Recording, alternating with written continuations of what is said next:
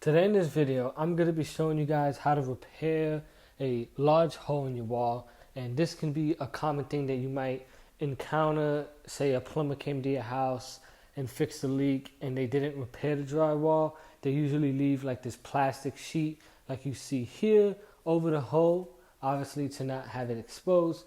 But in this video, we're going to show you guys how to fix this, okay? Now, fixing a hole like this might look difficult and challenging, but it's actually not too difficult once you really understand how to do it. Now, you don't really need too many tools. The first tool you're going to need is a utility knife or a box knife and a level.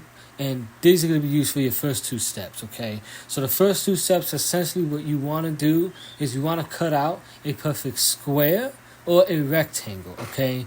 And the reason being is you want that piece of drywall that you do use, the panel drywall, to rest perfectly, right? You don't want to have an irregular shape and make it more difficult. So you want to take your level and you want to draw with a pencil a perfect straight line on all four sides of either, like I said, a rectangle or square.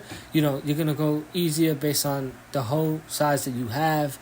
And then you're going to take a utility knife or, some knife of some sort and cut around that hole that you just drew and essentially making it a perfect square and a perfect rectangle. So that's exactly what I'm doing. Step 2 is after you, like I said, make those lines with the level, is just take that utility knife and cut around those lines.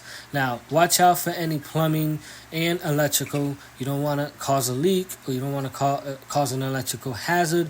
And obviously go slow when you get towards that line. Because once you go past that line, you're going to have to adjust and make the square or rectangle bigger to compensate for that. All right, guys. So the next step after you go ahead and you cut out the square to the dimensions for your replacement, like I said, you want to make sure it's a perfect square, a perfect rectangle. That way you have a nice even field to work with your drywall. Now you're going to go ahead and get two backing pieces, okay? And these backing pieces are 29 inches in length. And the reason being is because my hole is 25 inches long. So your backing, you want it to be 2 inches above and 2 inches below your hole dimensions, right? So if I go right here in the back, the backing is going to rest about right here, and I'm going to drywall screw the backing right here to the existing drywall. So it's going to get one here and one here, and that's going to keep the backing in place. And you're going to have one on each side. That way when you take the plywood, the drywall, you're going to go right on top. It's going to rest right here in the middle, and it's going to also rest on your sides. So that's exactly what you're going to do for step 3. You're going to take what I'm using, a 1x4, and I'm going to just drill these drywall screws on top and on bottom on both sides. And that's just going to keep it in place. Now, the next step after that is pretty much cutting out the drywall to the dimensions you just cut out on your wall. Now, they might sell it in the store to the perfect dimensions that you might have, and that might work out great. More often than not, you are going to have to cut it. Now, cutting's pretty easy. Use, like I said, a leveler. Draw your line to the dimensions with a tape measure. And then you're going to just go ahead, take a box knife, go along that line using a leveler, and then bang it out. And that's pretty much simply how you take the drywall out. Now, after you got the piece of drywall cut out, now you're going to go ahead and place that drywall on the backing that we just installed. Now, you're going to get, depending on the size of your hole, it's going to depend on how many drywall screws you use. Typically, you want to get one on the top left corner, in the middle, and then the bottom left corner, and then repeat that for at least 3 rows for each backing that you have, and that should be enough to solidify that drywall into place.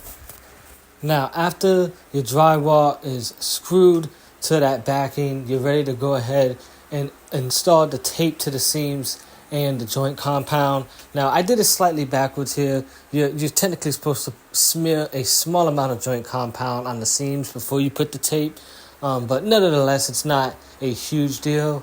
But you do want to apply this tape on the seams with the joint compound. So that's exactly what you're gonna go ahead and do after you like I said, you put that drywall to that backing. Make sure when you're applying the joint compound, you're making it nice and smooth. You're not applying too much to one area because then it's gonna look uneven, right? And then after you apply that joint compound, you can begin to start sanding that area that you just did for your first coat after your first coat, and you might have to go back for a second coat, and that's what I had to do. And you also want to sand that after that, and then that's pretty much it. You're pretty much done after you've sanded down that joint compound, and once you do that, you're ready to go ahead and prime the area and go to paint. And that's pretty much it. That is how you fix a large hole in the wall. Now, you do want to apply the primer and then obviously paint this after you're done. However, I do want to mention, if you don't have the previous paint that you used before, you're obviously going to have to get a new paint to match. So that's one of the problems that you might run into. A lot of times, holes happen a lot further down the line, and you don't have the old paint that you used to use. So that's pretty much what happened here. So I'm gonna have to repaint this whole room a different color because I don't have access to this old color here. Now, just in case you guys might have been wondering before I let you guys go, one last thing. This is the type of joint compound that I'm using. It's just all-purpose sheetrock joint compound, and it's pretty much everything's already mixed for you. So if I go ahead and open this up for you guys, you don't have to add any water or anything. It's already gonna be in the position that in the substance that it needs to be, right? So no water needed. Strictly just open it, and it's ready to be applied.